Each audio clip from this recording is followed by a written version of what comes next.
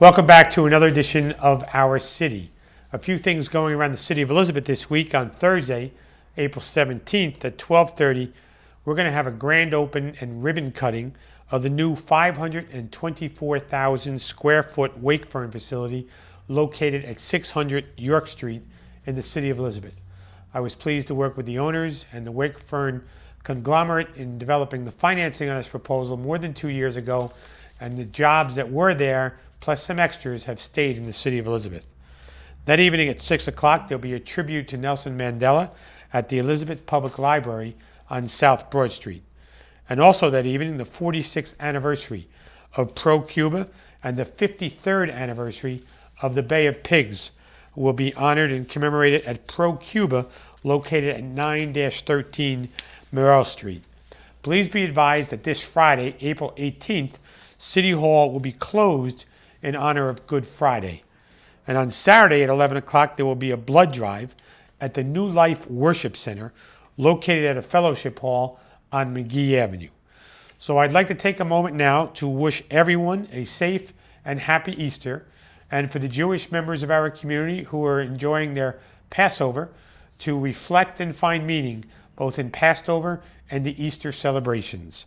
If you need more information concerning these events or any other events, please call our Public Information Office at 820-4124. For tonight's show, in the beginning, I'm pleased to be joined by Ms. Victoria Rivera, who works in the Department of Planning and Community Development and is helping to coordinate our community development block grant celebrations. Vicki, welcome to the show. Thank you, Mayor. It's an honor to be here. You've been here before. Yes. A while ago, but you've been here. So, Vicki, tell me, what is CDBG?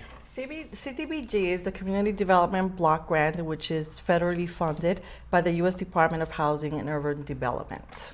And it's been around a while. It's been around. This coming year, we're going to be celebrating our 40th year.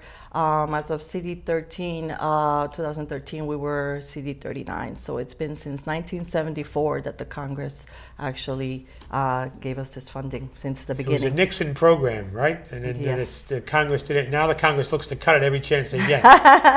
And we're trying to hold on to it. Accomplishments are very important in our city. So the eligible for funding, how do you become eligible for funding for CDBG?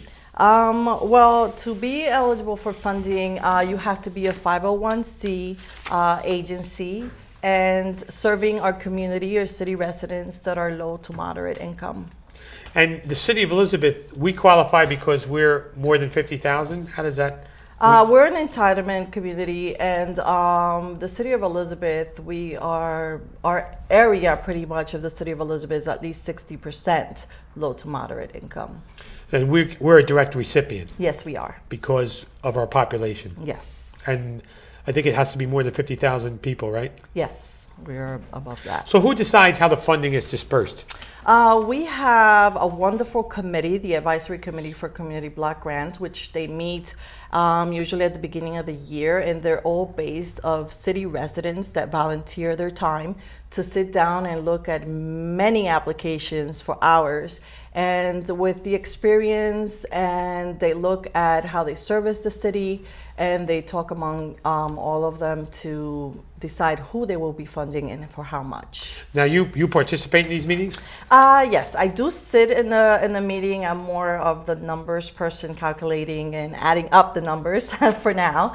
But we pretty much sit and listen to the committee, and if they have any questions on how previously these agencies have drawn down money or how they service the community, if they have any questions, we help them through that. But at the end, they have the last choice. Now, the chairperson of this committee is? Chris Bird. He's a chairperson. He's Yes. been here a couple of years? He's been here, I believe, if I'm not mistaken, from at least 10 plus years. And he's been a chairperson the last few. Yes. So how does he run the meeting? Chris is easy but sharp and very interested in how the community is serviced. So he does crack the whip once in a while. So the mayor's, it's the mayor's advisory committee, right? Yes. That it's actually called. And this committee, it doesn't usually get changed either, right? Whatever they recommend is where the funding goes. Yes, pretty much the committee sets who will be funded and how much.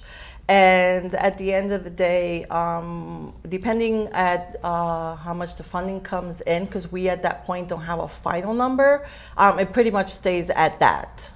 When you say we don't have a final number from the federal government. Right, from the federal government. We receive a letter, we receive an email, and then we finalize it with a letter and we go with the number. Sometimes it's just a few dollars difference, but for Well, the this most year we part- were expected to get almost 200,000 more. We were expected to be cut, in which we were happy that we didn't, and we pretty much did receive a couple of 100,000 more. But It was a they're shock. pretty- Now what do we do? We're shocked, but believe it or not, the community is in need of many public services, and it's very well dispersed in agencies that have been working with the community for years. Vicki, give us some examples on how those funds are used. Some of the agencies that apply for the money and some of the ones who are successful in getting the money, how do they use it? Most of our agencies, we do have a big portion of our money going to public services, which are pretty much rental assistance, senior, and youth programs like the YMCA, Elizabeth Coalition. These are agencies that work beautiful with our public, and they help them in many ways with rental, with youth services, after school care programs. We also have the economic development, which is a big help for the city, and on job training right now. They're working with along the Retail Skills Center and helping our residents to find reasonable jobs to work with the economy at this time. And so some of the social service agencies that get the money, besides like the library and economic development, like what do they use it for? Like name some of them. Some of the agencies, like I mentioned, Elizabeth Coalition, Yeah. the Urban League, Salvation Army, the YMCA, the YWCA, a lot of them use them for case management to help and place different homeless people that are, the YW works with domestic violence, and they help young ladies move along into a space where they are safe. The Elizabeth Coalition works with rental assistance. They also work with the homeless in providing food. So does the Salvation Army. And like I mentioned, that we have youth programs. Temple Development has an excellent youth program that they work with aftercare with children. And if we didn't get this community development block grant funding, some of these programs would cease to exist. Yes, some of our agencies depend a lot on our funding. Without case management, you can't really help anyone.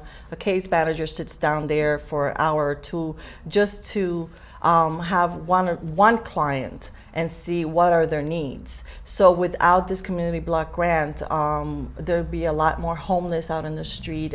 And I think the City of Elizabeth has a really nice program for the homeless, and most of our shelters are usually ready, to help this homelessness throughout the cold and the really hot weather. So without CDBG, we will have a whole lot more homeless people out there. So Vicki, who in the Department of Planning and Community Development is responsible for the funding applications? Ms. Jessica Topolowski is the main person writing out the grant, and she works with a staff that goes through the process of getting the funds. And she's been doing it for a few years now. Yes, and then we have Ms. Susan Uchi that actually works with the home funding. And that's a different category, or is it the same category? Well, it's CDBG funding, and then it actually it's a part of we doing the economic housing development. Okay. And we received funding, as you said, for 40 years, and you've talked about some of the benefits. But National Community Development Week is coming up. What is the city doing in holding their information session? We are going to be celebrating on April 25th at the Elizabeth Public Library, which is located at 11 South Broad Street. And at that celebration, we were going to be demonstrating videos of these different agencies that we fund, and with the different activities that they have for our residents. We're going to have also a few officials, elected officials, and also HUD representatives to speak. And we also going to have, I believe it's Reverend Howard, that he is going to be a new community center with the African American Culture Museum.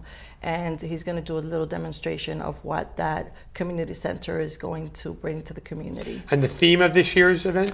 The theme is very long, my mayor. What is it? It is creating jobs, rebuilding infrastructures, developing housing, providing services, revitalizing neighborhoods. This is the Long longest enough? theme in the years that I've been doing But community without the development. CDBG funds, we are not able to do any of this, which is something that is very important for this community. And Vicki, what else is going to take place during this session? During this session, we are going to showcase also, we're going to have the Retail Skills Center along with Fatima Raymond, which is the Director of Neighborhood Revitalization, and they're going to do some job training information as far as where our community could go and try to help them find jobs. And Vicki, we also have other partners and organizations who participate as well. Can you talk to us about some of those folks? We also have the Elizabeth Development Company, which they pretty much work with our economic development funds. With that economic development funds, they help different companies like the Old Historic Trust, Elizabeth Presbyterian, Brand New Day. Along with them, they help create different activities and jobs for our community. And if residents need information or people want to go through the application process for next year, who do they call? They could reach out to Jessica Topolowski at 908-820-4030. Also on our staff is Mr. Henry Kraus, which is number is 908-820-4035. And they could also call myself at 908-820-4016. Vicki, I want to thank you for taking the time to join us on the show this evening. And Thank you, Mayor. Look forward to seeing you at the celebration for Community Development Block Grant Week. And I expect to see all our residents there. They're all invited. Without them, we cannot, move forward with our CDBG funds. For Vicki Rivera, please stay with us after these messages. We'll be back with more about National Fire Prevention Week in the City of Elizabeth.